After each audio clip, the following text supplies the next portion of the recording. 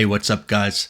So unfortunately, I have some news. We have just heard that Charles Olivera has pulled out of his title fight against Islam Makhachev for UFC 294 in Abu Dhabi.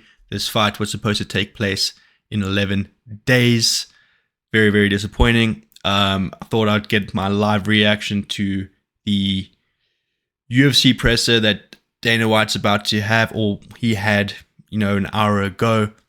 As far as I know, Alexander Volkanovski is going to replace Charles Olivera. So it'll be a rematch between Volkanovski and Makhachev for the UFC lightweight title in about 11 days. Without further ado, let's have a listen to Dana White. Fight with Islam, and is Alex Volkanovski in? Yes, all of that is true. Confirmed. Round 5 of sparring last night before, he's supposed to jump on a plane today.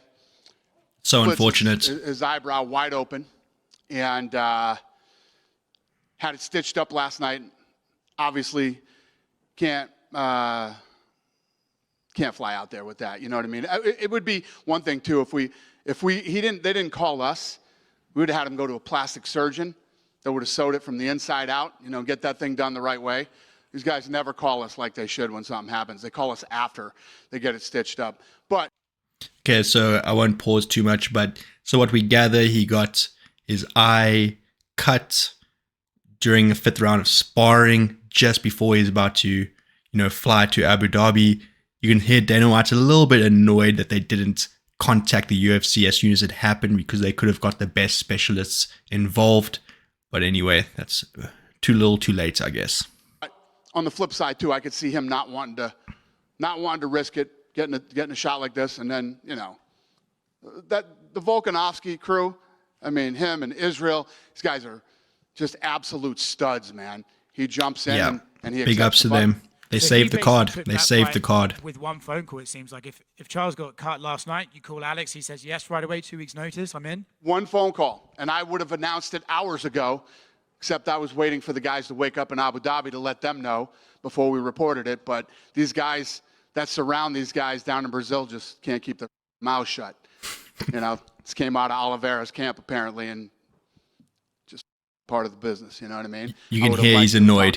He's very annoyed. Before it got announced, but people can't keep their mouth shut for whatever reason. They want to act like they're in the know and make these phone calls. So here we are.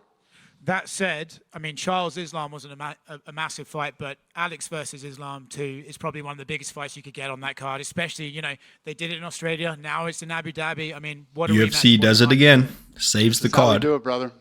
One fight falls out and we end up making a fight that, it's one of the most anticipated rematches ever in that weight class. So, fun. This sport, huh? Mm-hmm.